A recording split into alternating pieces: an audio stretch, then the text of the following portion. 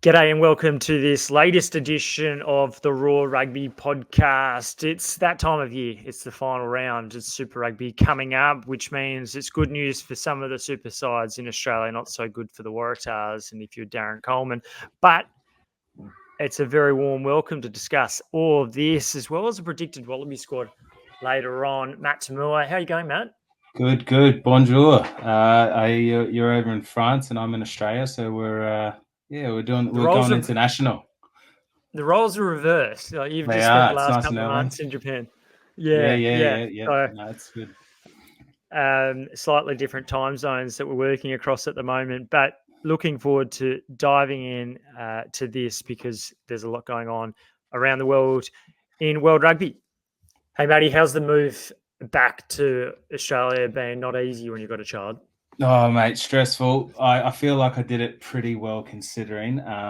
We had to move. We had a shipping container, 2.5 cubic meters of absolute shite thrown in there, and then bags sent across to the airport a few days early. And anyway, got there and then got off the train, got ready, and then realized I left my phone on the train. So I'm with a new iPhone now.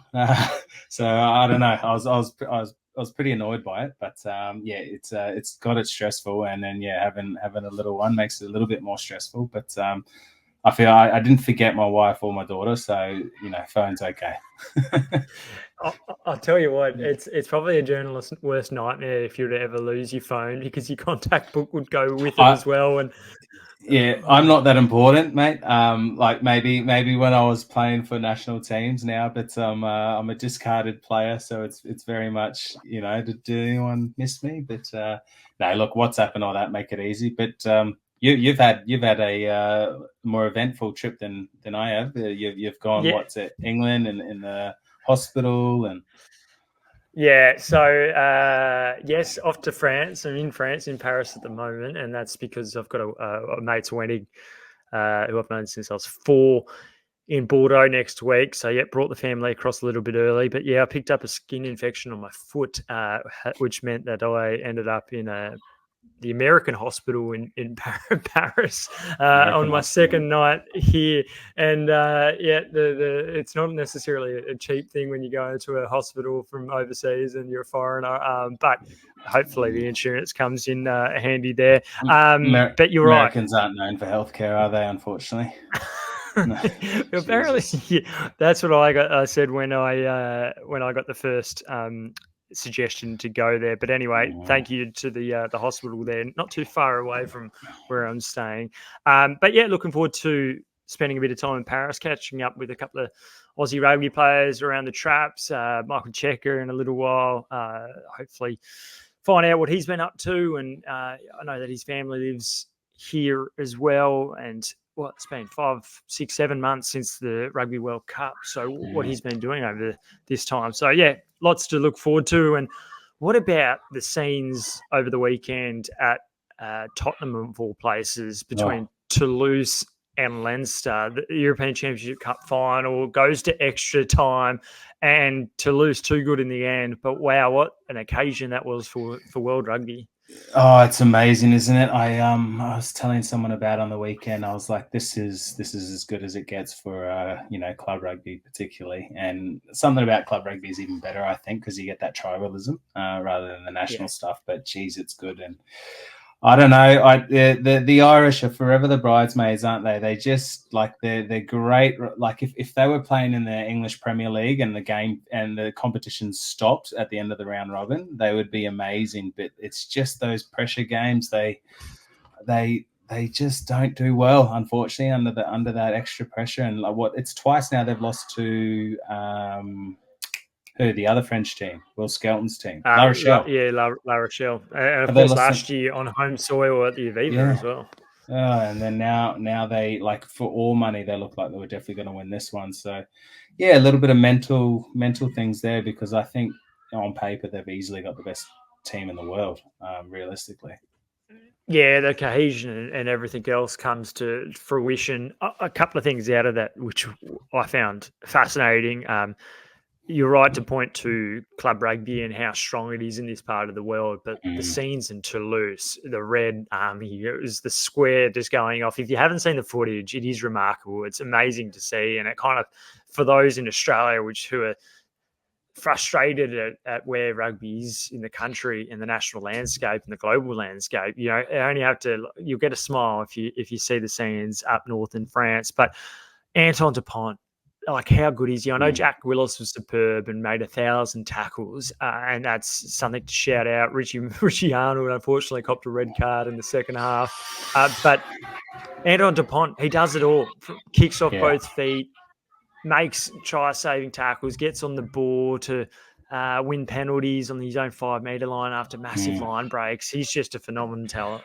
Oh, look, I reckon, like, how old he's still mid to late 20s, isn't he? He's like 27, I think. 27. Geez, he wins a World Cup. He's 100% going in the argument of the GOAT along with Richie McCaw, Dan Carter, Ferry Dupree, these type of guys. Like, he is phenomenal. He is as good as I've seen, I reckon, definitely at a club level, and then international. Once he proves that, good God, he's amazing. Is the one thing missing, because he's now on, he's won it all from a club perspective, and he's won a Six Nations, is the only thing that's, do you think you have to win a World Cup to be able to stamp yourself as like the greatest of all time?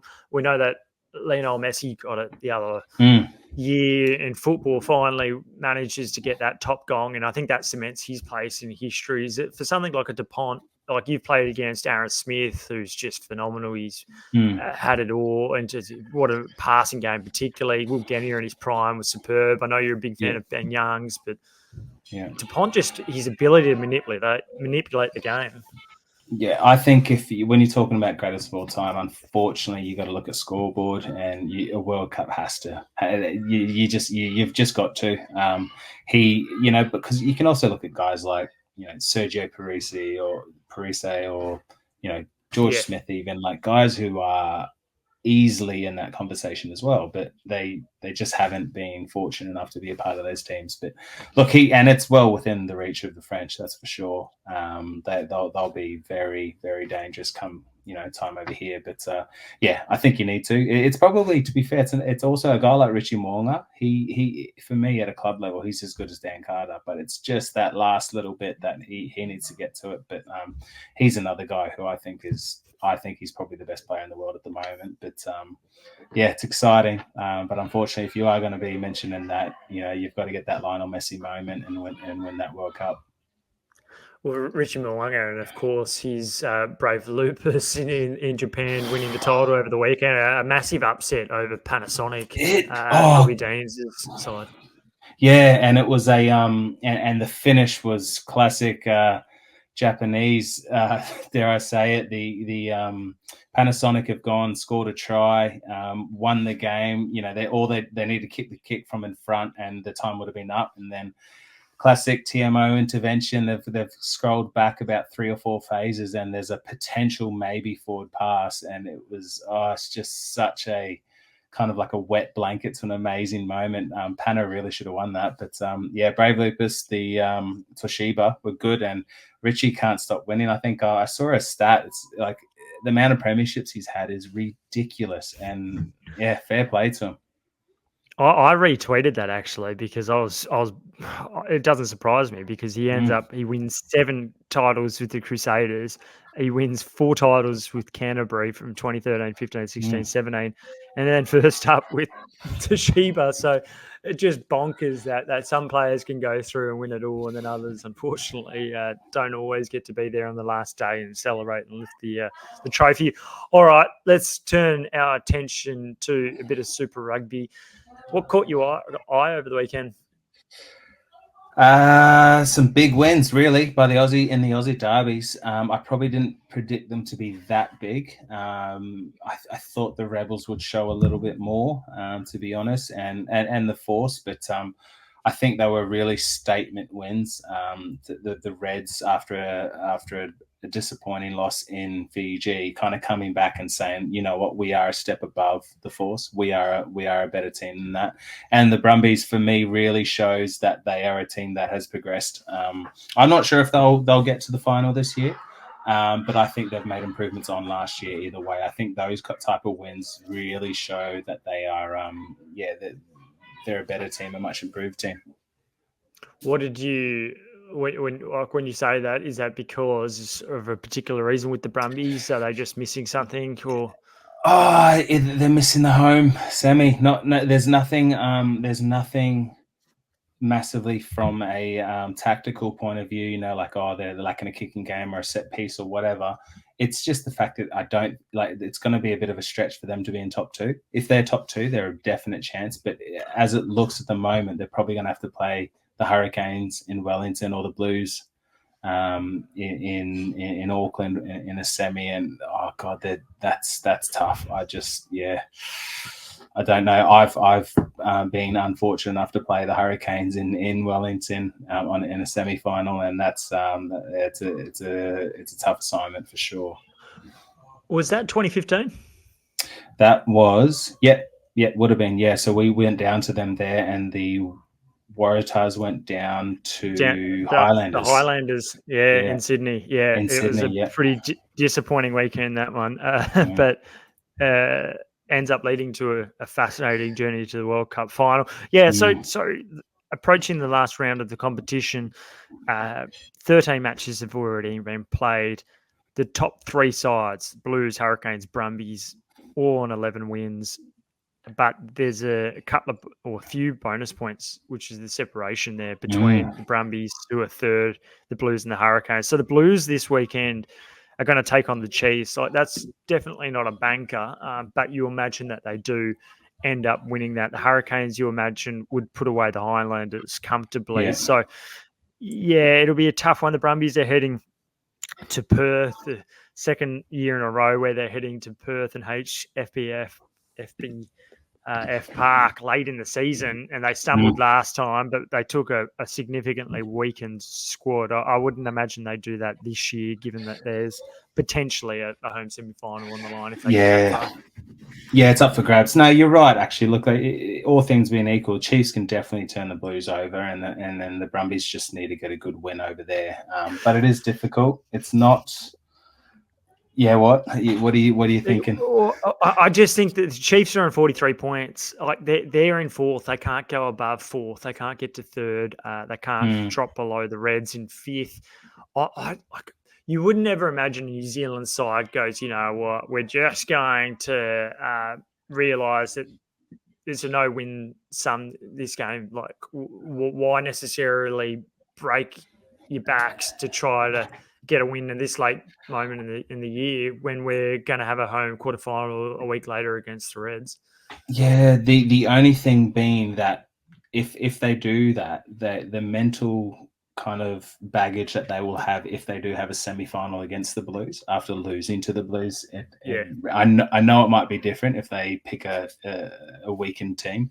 If I'm the Blues coach, you're probably right. I would rest guys who you can't lose.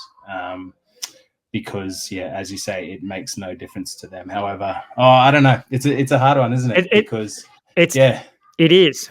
Damien McKenzie, the season rests on him. I'm still playing him, but I just think that at the 50-minute mark, unless we're going to win this game, I'll probably take him off because I don't want to bust him because it matters over the next 3 weeks. So anyway, it'll be fascinating to see what happens with selection over the coming days. The Chiefs in fourth, the Reds in fifth, the Highlanders in sixth, the Rebels 7th, Drua 8th. They're on 21 points, and they're going to be hosting the Melbourne Rebels. The only side that can a couple of teams can jump over the Drua, but they're going to be so tough to beat from a Rebels perspective. Realistically, I think the Rebels, if they get a point away from that game, that's a win because that keeps them in 7th. But I can't. I think the Drua are going to be well up for it, as they always are over there. I think they'll put a decent score on. I think they'll get the bonus point win. So potentially a little swap between the Drua and the Rebels. And the Rebels. But I think the rest of it, as you say, is probably set in. Yeah, well, if you're a Crusaders fan, you're just kicking yourself. There was almost that last. There was, I think Andrew Mertens might have put it up on Instagram, where like the hands coming out of the earth, going, "I've just got a little bit of life left," and they do. But yeah, the Crusaders. You imagine they'll beat Moana Pacific, who themselves had a huge win over the Waratahs, who are confined to last this year, which is staggering. We'll come to that more in a moment, but what a win from the Crusaders it was on Saturday, 29-27 over the Blues. So that kind of wraps up a few of the permutations. Top three can certainly switch. 8th spot on the line. 12th is wrapped up for the Waratahs, Wooden Spooners. I don't think that's ever occurred before, but I could be mistaken. Let's just start on Friday night. We don't necessarily need to talk too much about the Chiefs and the Hurricanes. It was a belter of a game, but these New Zealand derbies always are. It was a late penalty to Brett Cameron that saw the Canes scrape across the line. We were hoping that the Brumbies and Rebels would have a similar sort of feeling to it. The Rebels, who have now, I think, lost 5 straight since winning 3 on the bounce. Not great momentum heading into a final series, but you can probably understand it. But the Brumbies 53-17 winners over the Rebels. What were a couple of the takeaways that you got from that one? Yeah, it was dominant, wasn't it? It was Brumbies really making a statement. I thought I liked how they I liked how the Brumbies built some scoreboard pressure early, rather than just going for tries right from the start. They kicked a few pens, and then in and around that, 10 minutes before halftime, 10 minutes after halftime, they just broke them. They completely broke them. Some really good tries. Tom Wright he's in a league of his own at the moment, I think, in that fullback position. We're going to talk about it later, but for me, and I assume for you as well, he's got that Wallabies 15 jersey. Oh, he totally does. It totally does. He's just, the way that he's running onto the ball, he's playing with a lot of confidence at the moment. He looks really happy. I think at times last year he didn't seem that happy. He was probably frustrated. There was a bit of a tug of war around positions. There was this idea that he doesn't handle the big moments all that well. But yeah, he looks at home, and that leadership aspect that you've spoken about a few times this year, he looks like he's thriving on that, and that's a positive thing. So, look, it was a pretty complete performance. I know that when Taniela Tupou came on, made a bit of an impact at the scrum. That tends to happen always, and that is the concern for me if I'm the Brumbies fan. Going deep into this competition, heading across the ditch, if there's any 50-50s, or if the scrum's not quite there, then the crowd's going to whip up, and you're only going to see referees ping the Brumbies there. But look, there's a lot to like about this side, isn't there? Yeah, there is. And look, I think that becomes the set piece, particularly the scrum, becomes very important when it's away in New Zealand in June.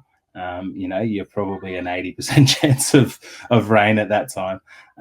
But if they're at home, in Canberra, traditionally maybe a bit wet, but it's usually a really good deck, and you can play away from that. So I kind of feel the Brumbies have almost invested a lot into their open field play and broken field play and that kind of stuff, and maybe taken a little bit off the set piece, almost hoping that they get a home semi.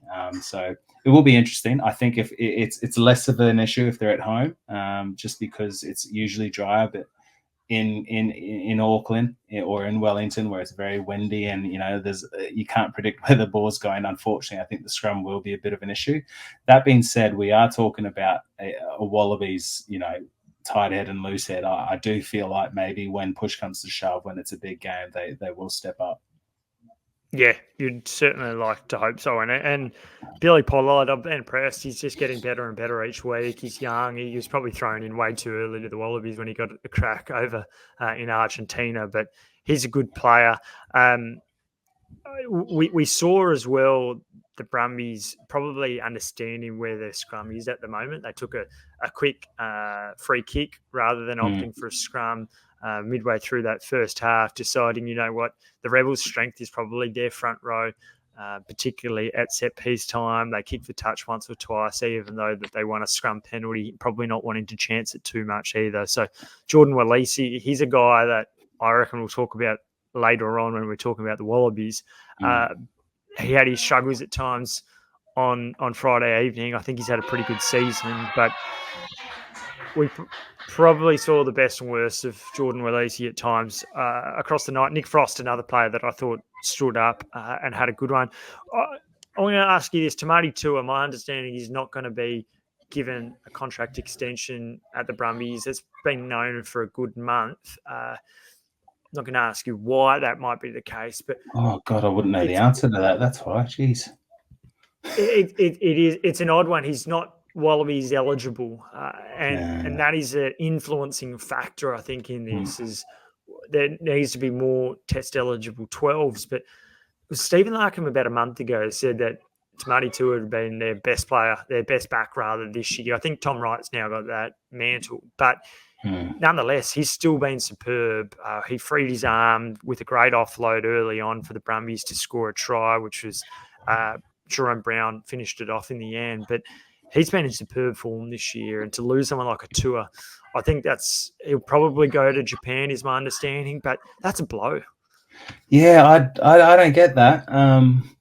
I guess it probably hinges on who's coming up through the ranks in terms of our 20s and below that. I think of a guy like a Sapsford who can play in the midfield. He's very handy there as well. But he's a Kiwi. Is he? He wouldn't be eligible. Is he Wallabies eligible as well? I think he is Wallabies eligible. So he might have even actually played Australia A or is been in the mix, but he's just re-signed with the Brumbies. That was known for some time, but it only got released last week. But yeah, I think there might be a cultural aspect in it amongst it. But to me, that's probably the choice they've had to make, I reckon. And the fact that he's eligible, I wouldn't be surprised if Peter Horns, kind of made a decision there, because if you look at 12s across the country, I think Queensland obviously with Hunter, Fekete at the Tars. I don't know. I find that odd. I find that really odd. I think the Brumbies would be pretty disappointed by that. Yeah. So, I'm surprised by head scratcher, as I say. But yeah, anyway, 3 yellow cards to the Brumbies in that second half. It allowed for the Rebels to score a couple of tries in quick succession, but they were never really in the hunt there. And fair play to the Brumbies, a good win. Look, let's turn our attention to Saturday. This is probably as low as it gets now for the Waratahs, 27-12 that they go down. A couple of late tries, which got them some points. But, geez, when you're trailing 27-0 against Moana, it sums up where the Waratahs have been this year, doesn't it? Yeah, it really does. And I feel, as you say, 27-0, I didn't expect them to win, to be honest, but I thought it would be a little bit closer. And I really feel for their Wallabies kind of guys, because I don't think they're playing that well as well. It's not a case of, say Carter Gordon last year with the Rebels in a poor Rebels team. He really shone. That it really feels like guys like Mark Nongina-Duase, Parisi, even Gordon, to a sense, they're not playing their best rugby, and I think it's going to hurt them, unfortunately. Yeah, that's. I agree. I think I've actually thought it's been one of Jake Gordon's stronger years. I wouldn't have played him as many minutes as he's always been given, but yeah, I think that'll be shown in a reflection of international aspirations. The other fascinating one there is whether or not guys like Lockie Swinton and Ned Hannigan, who are heading overseas to France, whether or not they have lines put through them because they are going, and also because it's a Lions year next year, and they've got to build. They've got to win now, but they've also got to build. Marky Mark as well. He's leaving. So for me, he hasn't. I think he's actually been a little bit average this year, and like knowing that he's leaving, you then go, well, is it worth picking a guy who we know he's got potential and he's a test match quality player, but the fact that he's leaving, I think you go now. We start looking at Corey Toole. We start looking at some other guys who can potentially fill that void. Yeah. Well, look, it's Tane Edmund departs early in that second half as well. Sekope Kepu, friend of the pod, friend of yours, his final home game. Christian Lealiifano's final home game as well. They had a great send-off, didn't they? And it did feel like they lifted for them. Yeah, when you saw Kep score his try, which I think you probably can count it on one hand. When you saw him there, I think it was the halfback or reserve halfback at the time. He's just absolutely lost it, and you know, there was a bit of a deeper meaning there. There's a little bit of emotion, and I think when you play with the right amount of emotion, that you get that balance right. It can be, it's very, very dangerous. And you spoke about you're catching up with Checker. God, he was a guy who was a master at really bringing the emotion up to a certain point. And I think you saw that from Moana. It meant more than just a normal game. They wanted to send off their lead as well, and they did that. It was pretty special when you saw even the scenes of Scopey leaving the sheds and he's got his family coming out with him. And I think it was his wife who was in tears, who's been there for so long. A really special day, and particularly for Christian, someone that you played either inside or outside for so long as well. He's very public now, battle with cancer to get over it. I imagine he's just got so much respect around the world, doesn't he? He does. Actually, my team in Japan, we had a guy who went through cancer as well just recently, and I saw something on his inspiration diary, and he had a photo of Christian because when he was going through, obviously Christian was a guy who he got some inspiration from, and I dare say there's many people around the world, not just cancer victims, who can say that. And he's a bloke who's full of integrity, Christian. He does it all for the right reasons. You rarely actually see him in media talking about it. He kind of just wants to get on with it. I actually asked him to jump on the pod weeks ago, and he's like, "No, mate, I don't do podcasts." It's just, he's very much, he's a family man. He's one of the lads, and I couldn't speak highly enough about Christian. I've got so much respect for him, and I know that's kind of the common thought amongst a lot of the players. What do you remember the first time you met him? Yeah. Christian, actually, I came down to Brumbies when I was just 16. And I had to stay with the coach back then. His name was Matt O'Connor. And I was staying at Matt O'Connor's house, and Christian come over and he asked me, he goes, "Who are you staying with?" And I said, "Oh, with the coach." And he started mocking me, calling me his dad and stuff like that. He's like, "Oh, you're the coach's pet," or whatever. Anyway, he the next day he comes in and he tells Matty, he goes, "No, he can stay with me." And I just met Christian. And so we went over to Matt O'Connor's house, emptied his pantry. We basically took everything we could, and then I went and stayed at Christian's house. And he's always been like that. He's been lovely. He's we were technically competing for a spot, in a way, because Stephen Larkham had just left, and it was him and I kind of trying to go for a spot. But he just opened his arms to me, and he even helped me pierce my ear one night. We got some ice and we jabbed the old ear in, and oh mate, I've just got a home job.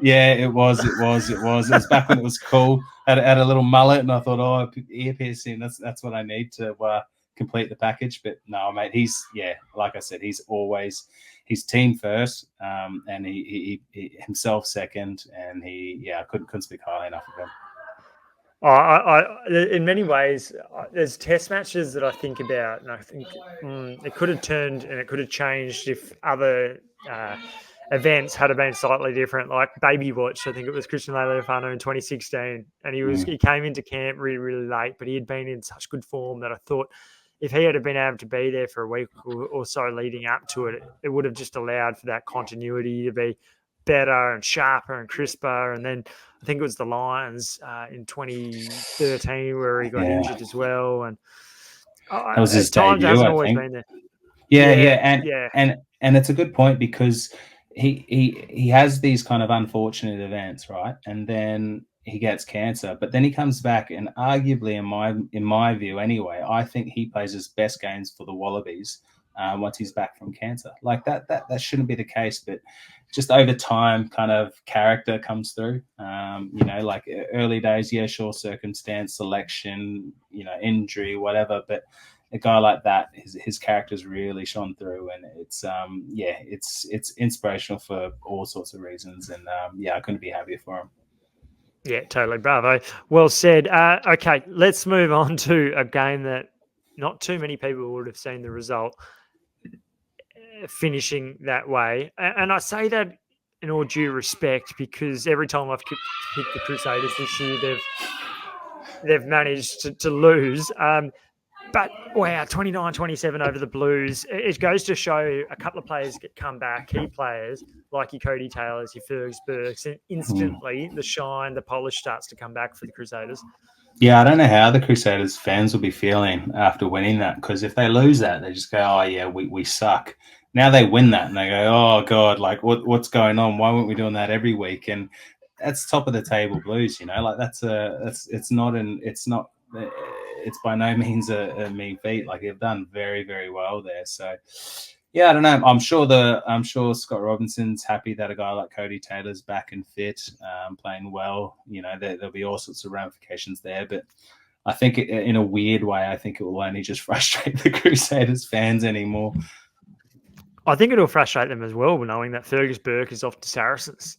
He's been missing for most of the season, and he'd come back and he played against the Brumbies. They almost got the job done then, and then they get the job done now.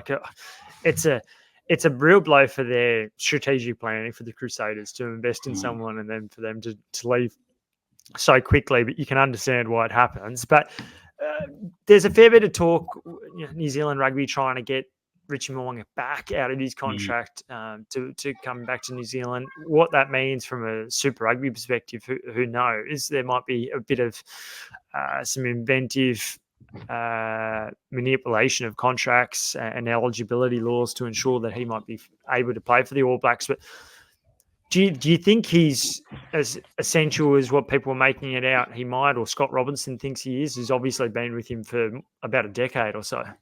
100% he is. And he got interviewed after the game on the weekend where they won the final. And it was weird actually listening to him. It sounded just, I don't know, maybe I had kind of confirmation bias on here, but it sounded a little bit like he might not be back. And I think they'll be breaking the bank. I think they really should. I'll tell you another thing that's interesting actually is with Beauden Barrett. He was at Blues training, and it seems like they're kind of trying to find ways to get him involved. And for me, that just shows that maybe the Kiwis are starting to have a little bit of flexibility about things, because maybe in the past it was just a given that they're going to win, or that they'll have 5 young fly halves underneath Richie Mo'unga who are really pushing for selection. But I think he's standout number 10 in such a crucial position. I think they'll be doing everything they can to get him back, and they should. Yeah, well, yeah. The Bodie's, there's no way he can play for the Blues this year. I think from a competition perspective, it would be great in the sense that he's world class, and we know that he's won a World Cup, and he's World Player of the Year in 2016 and 17. But other players haven't been able to play in the past because they haven't played more than 3 or 4 games or whatever it might be to make yourself eligible. To bring someone back in these circumstances when they've already got a Stephen Perifetta, there's no way you can justify the inclusion of Beauden Barrett for a final series. Do you think Vern Cotter sees it that way? He's trying to bring a competition. He's trying to bring a championship that's probably long overdue to Auckland. That being said, I think I would like to know the competition rules, because I came back in 2019 to the Rebels. I think I had 3 games to play, and if we made the finals, I was never going to be eligible. So I do wonder if there's actually competition rules around that, which would be interesting. Yeah. But I'll be honest, I think Vern Cotter will be. He might not start him, but if he can, his job's to win a championship. I think he probably doesn't care too much about what should happen. He needs to win a comp.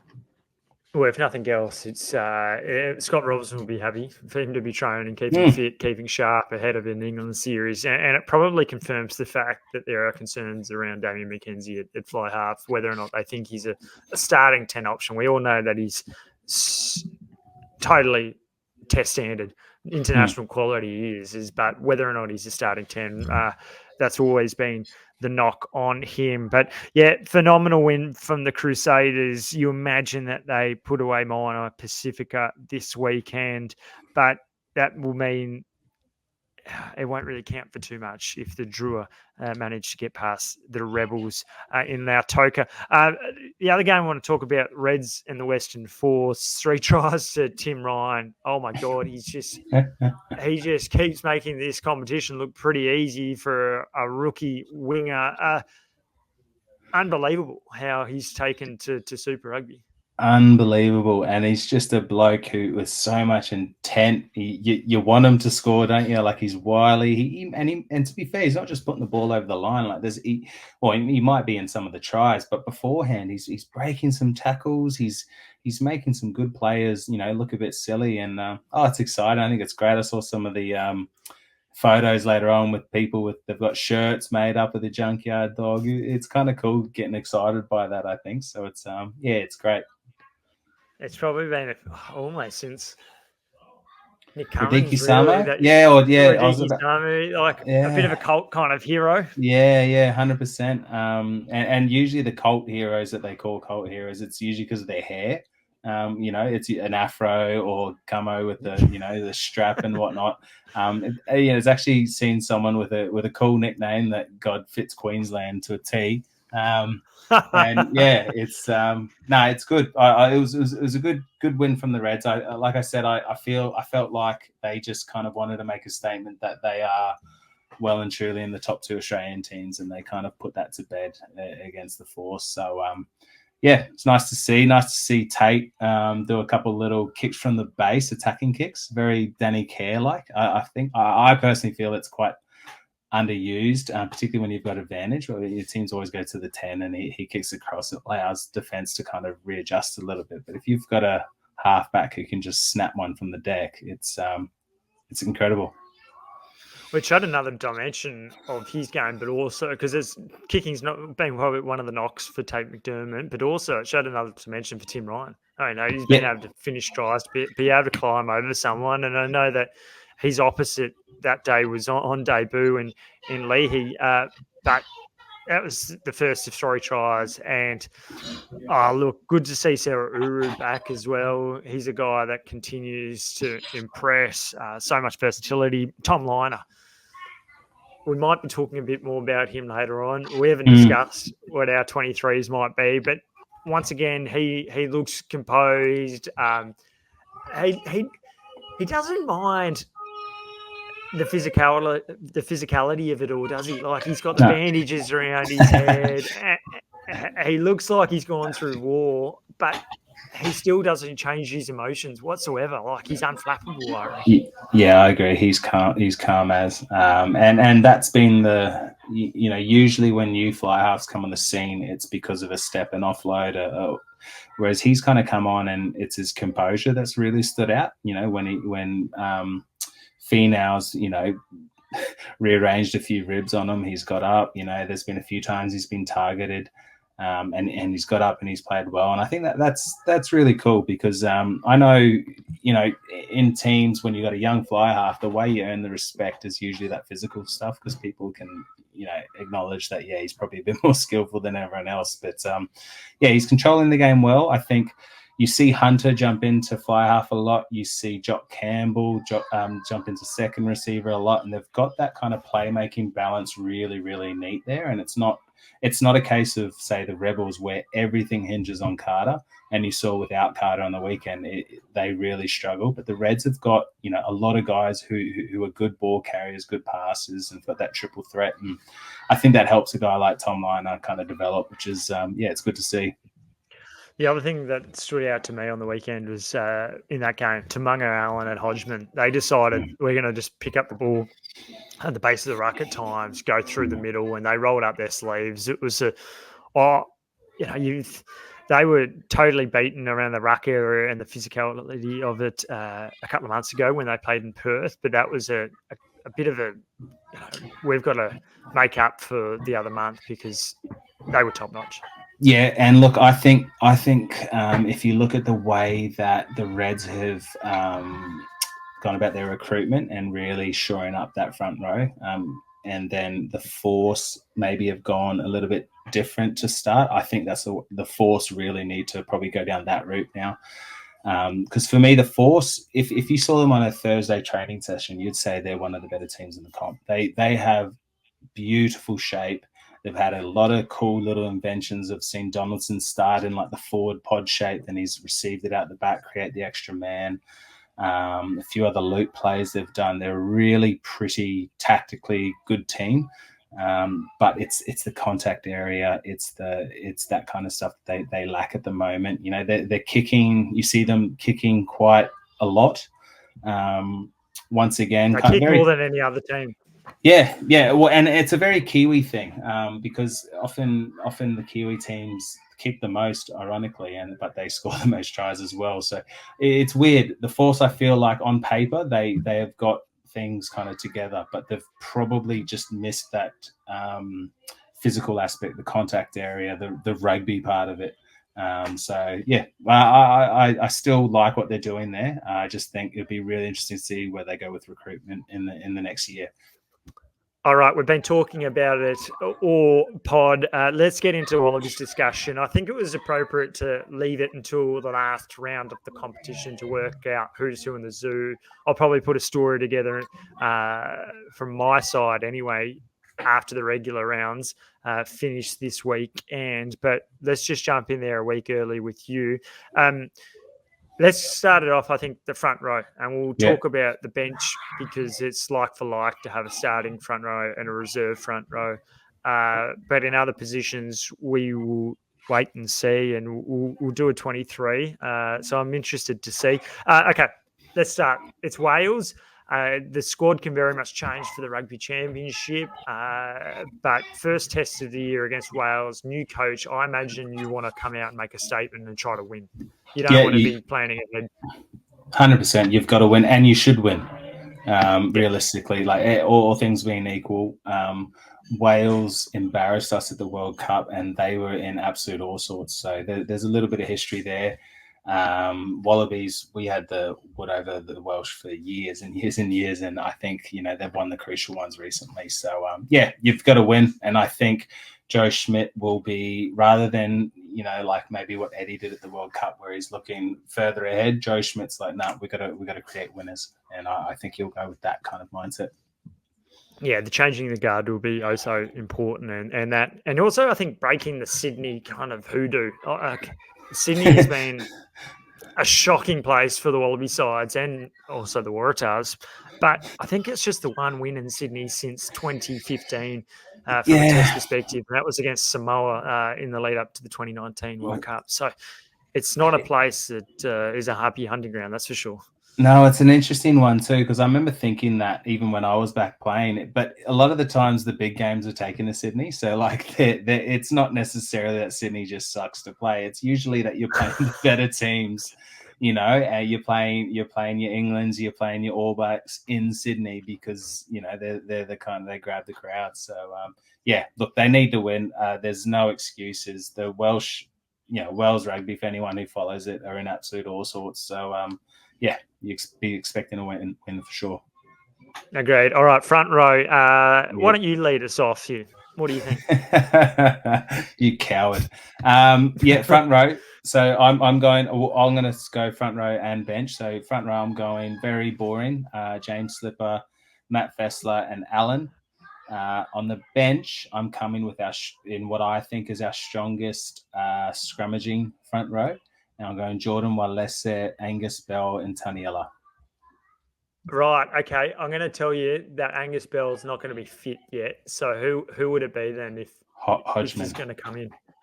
Okay. Well, unfortunately, we have the exact same front row, which is good from the fact that we don't have to debate selections too much, but also probably so not boring. Not great from a discussion point of view. But what I'll say is I think I'm going to start with Alan Alato as captain. I think Fraser McWright is my vice captain. And maybe I'm jumping ahead there too much. We'll talk about it. He's probably a pretty obvious 7 at the moment, I'd say, for quite a few people. But I just want Alan there to set the standards. To me, he can play 50 minutes. Taniela's shown at the moment he's not a 55-minute player.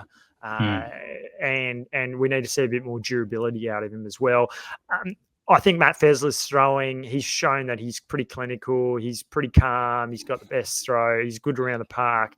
Alex Hodgman, to me, he comes in just ahead of Matt Gibbon. Yeah. I would say good to see Harry Hoopert back. The other guy that I considered in the hooking perspective, and I would have him in the squad, is Billy Pollard. I think he's definitely going to be thereabouts, but I think his throw's not quite as good, but he's not a scrummager, not as big a scrummager as a Jordan Wallaby is. Yeah, exactly. And look, I think Joe Schmidt is going to go quite conservative with selections. And what wins test matches? It's set piece, it's the fundamentals. And I think you've got to do that. Unfortunately, a Billy Pollard looks great, but I think he's probably a year or two early. I wouldn't be surprised if they start. Like, I think Hooker, I think Fess has been great, but I think beyond that, it's a little bit of a gap, unfortunately, in our hooking. I think Jordan has showed some really good things around the park. We know scrummaging. He's easily the best hooker of scrummaging. But, yeah, look, I think that was a bit of a no-brainer. Yeah, completely agree. The second row is going to be fascinating because it kind of blurs in at sixes at times in your blinds eyes, and if you do, it depends on the balance of it all. Hit me with your second row and maybe even your replacement second row or two. Yeah, cool. So I've gone with Darcy and Will Skelton. I feel test matches are one up front, more defence. So the Welsh will maul, they will box kick, and we need someone who can stop that more. I think Darcy's probably doing the best at the moment. I think Josh Cannon's, looking pretty decent at more defence as well, but I think he's a year or two away. I'm going Darcy and Will. And then I've got Nick Frost coming off the bench when things start to open up a little bit. Well, we agree on the bench. I've got Nick Frost on the bench as well. I've gone with Darcy and Lucan, though, in my starting second row. Yeah. I think Lucan will be back. He'll be touch and go for the quarterfinal for the Rebels if they do indeed get there. But I don't think there's going to be too many Wallabies, foreign-based Wallabies that are picked for the Wales series. I think maybe for the Rugby Championship, and I think Skelton will definitely be in and amongst that conversation. I think he's a must for the Lions. But I think for now, Lucan, good strong carrier. Darcy, I like the mongrelness in him. I think he is big enough. But I like the fact that he's good around that maul as well. Yeah, I think more defence will be huge. And look, if Skelton's not picked, I think Lucan's your next. Is his starter for me. He doesn't come through the bench. He's a starter. I feel like he's a guy who needs to play, 60 to 80 minutes. So I don't disagree, but I'd still be picking Will overseas. I wouldn't care what the rules are. I think we've firmly established that throughout the season to date, which is all fine. Okay, back row, 6, 7, 8. What are you doing? Yep. So I'm going Seru Uru at 6. I'm going Fraser McWright at 7, and I'm going Rob Valentini at 8. I think Seru is a test match 6. I think I've said it before. He reminds me very much of Scott Fardy. He can play in the lock. Can play in the row if he needs to, but plays 6 as well. I think a line-out option, once again, set piece been very important, particularly against Wales. Defensive line-out, I think he'll be very important there. I've gone with Harry Wilson on the bench. I feel like he could, it's line ball for me. I think he could be starting, but I think if you start him and Rob Valentini, your line-out suffers a little bit, particularly if you've got some heavy locks. Which I've gone with. So I think the balance of it maybe just suits it a bit more. I don't think Wilson will quite be fit because of his injury about 2 or 3 weeks ago. If he wasn't to be fit, who would you have on the bench instead? So I've actually gone with a 6-2 bench. So I've gone, so I've gone Nick Frost and Harry Wilson, and then I've picked Charlie Cale as my 6th forward. So if Harry Wilson's no good, you start looking at like a Luke Reimer, but I probably want more of a carrying. I want a guy who's going to carry really well, and that's probably the balance that I like with Harry Wilson. Late in the game, I'd like someone who's just going to get 10 carries in 20 minutes kind of thing. So I don't know. That's a tough one. That's a very tough one. Yeah, well, I've got Charlie Kale in a wider squad. I think I like the look of him a lot. I just want to allow him to find his feet. He's had a couple of injuries as well. Don't necessarily want to rush him too much, but he's definitely a test player. I've gone, surprise, surprise, the same back row. Sarah's awesome. He could play he could go anywhere, I think. But I've gone Rob Leota on the bench, I think, for that explosiveness to come on. No, 100%. I agree with that. Actually, I changed my mind. If Harry Wilson's no good, Rob Leota's your ball carrying back rower that you need late in the game. Okay, all right. Well, look, I'm glad that we're on the same page. Debuted? He hasn't debuted yet, has he? No. Yeah. Australia, I just think that he adds another dimension from an offloading perspective as well, which in Test footy, if you can keep the ball alive, awesome. Yeah, and look, I think line out is going to be huge, particularly against Wales. So to have, if you've got a guy like Will Skelton who's not the quickest off the deck, and you got a guy like Seru there, you're just putting a lot of pressure at the line out. You're forcing them to the front of the line out, and it has ramifications. So yeah, I'm excited about that. That's good. Hopefully, we're not both morons and we know what we're talking about. Well, hopefully they pick us for the national selectors. That's the other one. Halfback, I found probably the hardest to pick. Maybe that and left wing. Tell me who you've gone at 9 and 10. Yep. So I've gone Nick White and Noah. Once again, test match players. Skill set. I think Whitey's kicking and passing, and composure's the best. I think Tate coming off the bench. I think Tate will eventually start, maybe by Lions. But for me, once again against Wales, you've got to be doing the fundamentals, and Whitey still is the best at the fundamentals. I believe. I think if Nick White wasn't to start, I'd actually be putting Jake Gordon ahead of Tate. I think Tate for me locks in that bench spot. It's just frustrating once again. We've gone the exact same, the same bench, but I strongly considered starting Jake Gordon. I think he's played better than Nick White this year, and that might though have more to do. Well, actually, both sides have struggled, haven't they? I just think Jake Gordon's taken his game to the next level. I think his distribution's been better. I think he's picked and chosen his moments better when to run, and I think his kicking game's probably come on a notch as well. Yeah, look, I'll be honest. I think Jake Gordon and Harry Wilson are our most underrated players in Australian rugby. Like, yeah, they're test match players, but I think in a lot of other squads, in a lot of other teams, you're starting them. And so I don't not agree with that. For me, Jake, not winning. Whitey's had a little bit of experience. I do think that Joe Schmidt's probably going to go conservative early days. But I would 100% get it if Jake Gordon is pushed in there eventually. And the reason why I would have Nick to start with is just because it's so important to me to win that first test, to put a line through last year and go, no, this is the Joe Schmidt side. I think they'll be much better coached, really good assistant coaches that have joined as well. So I think, starting strong will be key, particularly because they can get some momentum into the Rugby Championship where there's winnable games there as well. I've gone Noah Lolosio. Sorry. Yeah, we're not going to. Well, I was just going to say we're not going to disagree. I think with 10 as well. Like we've got some good players out there, but Noah's been the best. He's been the best in the best team as well, and I think that's crucial for winning games. And he's got a little bit of a link with Whitey as well. Yeah, you're not wrong about that. I think I don't know if Noah's always loved playing outside of Nick White. Because Nick is a dominant 9 at times, he'll control the tempo. But I think that some of those issues might, with Joe Schmidt and his detail around the 9s and 10s, what we've seen with Ireland for so long, I think that he'll have a great understanding of how he wants his backline and his attack to run, especially because Joe Schmidt's the coach, is going to be running the attack in this first year in any case. But yeah, I've gone Noah Lolosero to start. I've ummed and ahed about the replacement 10.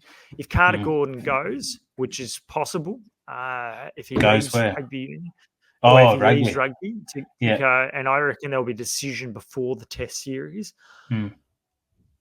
I'm having Ben Donaldson, I think, on the reserves for the fact that he can cover 10, 15, but also I'm having Tom Liner in the squad. I'm finding a position, the wider squad. I'm not picking him to start to play, maybe against Georgia, but I just think that the composure factor is a huge one. We haven't seen a 10 like this for a while. I don't think with the same composure. Yourself, Bernard Foley, had composure at times, but just some of the skills I like from Tom Liner, but I don't think he's quite ready yet. Nah, he's not in my view. And the thing for me is defensively, I think teams target him. I saw it early in the season; it worked. So I think you could find a position for him eventually. You could hide him in the tracks as teams have done with a lot of the 10s. You see Richie Moanga in the tracks. You see him defending at 13 every now and then. Once again, I think this will be too early. I've once again, I hate this because Carter's a mate. I've gone with Donaldson as well on the bench. I think a few reasons. He can cover 10 and 15 better than Carter can. He can also goal kick better. So if Noah's having an off night, Ben Donaldson comes on, he can slot a few. And look, I think he's played better than Carter this year, quite frankly. And yeah, he can positionally covers 10 and 15, I think, better than Carter might. Okay, let's get through it. The midfield, I think this might be a couple of the easier spots, but the bench could be fascinating. Who's your 12, 13? Yeah, once again, Hunter and Lenny, I think they've been the standout players, and I've gone. So if I've gone a 6-2 bench, I've gone Charlie Cale as a 6 forward, and then I've gone Tate and Donaldson on the bench. If I've gone a 5-3, I've gone Tate McDermott, Ben Donaldson as inside back, and I've gone Filippo actually as my outside. Boring. Possibly. We'll get to that. Yeah, I think it's pretty standout. Hunter's been the standout 12 in the comp, well, from an Australian perspective anyway. And Lenny, you can tell, we know his class, left foot boot. The wings, that'll be fascinating. The back three, I think we're established Tom Wright at fullback. Well and truly, and he deserves it. And I would actually, I feel that he's benefited from being a leader this year, in my view, and I would actually go with him as my vice captain. I'd be going Allen, and then I'd be going Fraser and Tom Wright as my vice captains. I think Tom Wright benefits when he's a leader, when there's responsibility. There's a little bit on it, it's not like a blind bet where it doesn't matter the outcome. He's got a bit on it, and I think he thrives under that. So I'd actually be going him as my vice captain. Yeah, that's a good shout. He's been quality. We've spoken about that right throughout the season. The wings, that'll be fascinating. What have you got in the wings?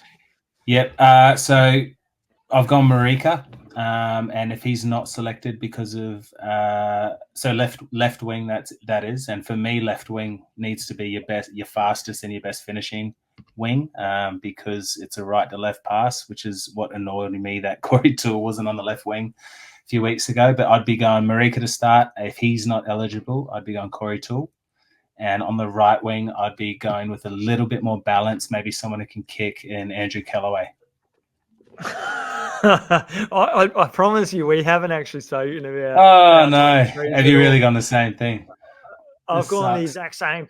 I have gone Andrew Kellaway on the right wing. I'm not. Yeah, I've already said it. I'm not picking foreigners for this one. So I've gone Corey Toole on the left wing. But if he's not there, I'd have actually Dylan Peach. I think he's another guy that I like. I think he's big enough. He's quick enough. He's got a skill set, and he's handy over the ball as well.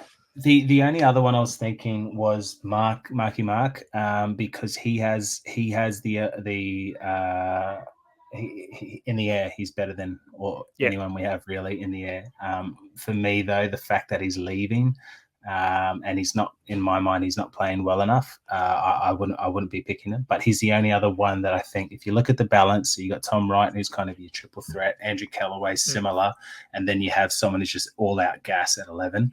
I would be looking maybe Marky Mark eventually there, but unfortunately, I wouldn't. I'd still have Mark in my wider squad. I just want to have an opportunity to see Corey Toole Otherwise, I don't want to necessarily start a Corey against the All Blacks or the Springboks, but I'm more than happy for him to go to France and try to win a gold medal with the Aussie Sevens side too. But I'm not sure if that'll necessarily happen. My replacement back on the bench, I've gone Tate McDermott because I think he's better off the bench at the moment with his live wire ability, up tempo. We've already spoken about Dono. I'd have Filippo Dangaduna. He can play 13 on the wings. I just think he's been quality.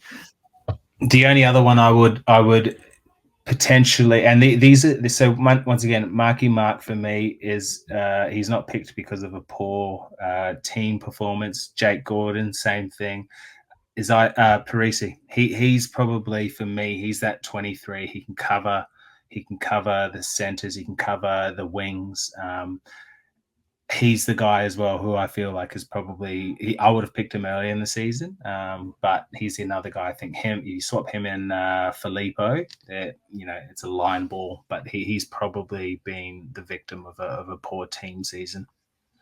Completely agree. I originally had Mark starting, and then I rubbed it out knowing that it's been a poor year, but he's also off to rugby league, and I think there's a fine line. I was thinking Ned Hannigan was really close to me. I was really impressed with what he did earlier in the season. Lockie Swinton, I think, had his best year, but he's off overseas. If there was an injury or two, I'd be totally comfortable with those guys coming in. I'm having Tom Liner in the wider squad. I'm having Isaac Rodder in the wider squad. I just want to see him get back to full fitness, and I don't think he's quite there yet. Ryan Smith, I'm having in a wider squad as well. I agree with that. A couple of these guys I can see playing against Georgia. And just allowing you to just find out a little bit more, but hopefully not with the same jeopardy on the line, because you would expect to win those sorts of games at home.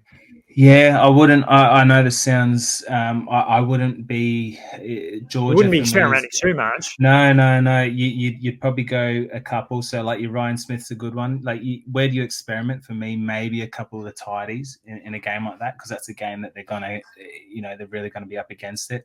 I'd be having in my wider squad Rodder for sure. I think Ryan Smith as well. I think he's definitely earned that. I would maybe look at friend of the pod, Luke Reimer, potentially.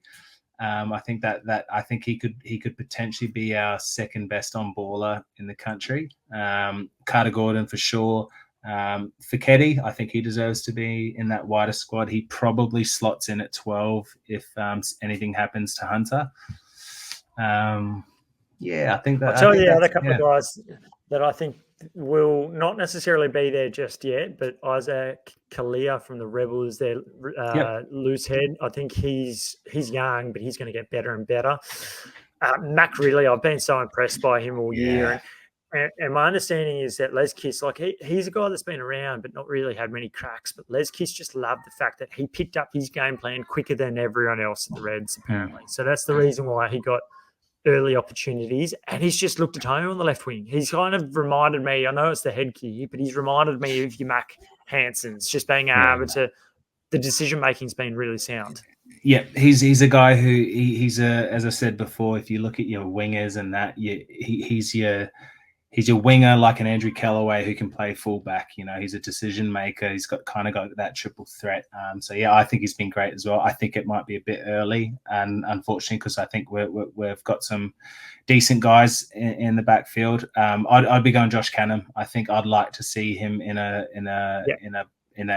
wider squad. I think his more defense has been really good. I played with him for a couple of years, and he was just such a pest. Like, he was just annoying, and on the field was pretty good as well. But no, he just gets in that dark arts, and that maybe is something that we haven't promoted much in Australian rugby. And I think a guy like Joe Schmidt, who understands Test match rugby, will know that it's probably worth just seeing how he goes in a better environment. Yeah, completely agree. And the other aspect with him is he's got a different dimension. Got great hands, can do things that others can't, but probably want to see him be able to just with his tighter stuff get a little bit stronger there. I would have Josh Fluke as well on the wider squad, just for his ability to cover positions, got leadership, former junior Aussie schoolboys captain. But I like him. I think he's a good player, and you've got to have team guys in a squad too. That's a good wrap. We've spoken a fair bit about the players there, so we'll see how close to the mark we are in about a month. So, Probably way off. Well, yeah, we'll see. Maybe we should tap into Laurie Fisher at some point in time, or a couple of the others, and see if there's any insights there. But I think the wider squad, the sides that are knocked out, you'll find out a little bit more about how close they are, because they break up into the silos. They'll have a week off, and then some of the players start training if they're thereabouts or in the mix. So we'll get a bit of an indication in the next week or so. I agree. The only thing with those silos or those squads, is that there's no ramifications in terms of numbers. So you can pretty much just pick all of them and they train. So it's once we're actually forced to nail down a 32 or a 33, whatever it is, we'll start seeing where Joe Schmidt's where his head's at. All right. Good to talk. We'll see you again this time next week, Matt. Cheers. Unreal. Take care of that foot.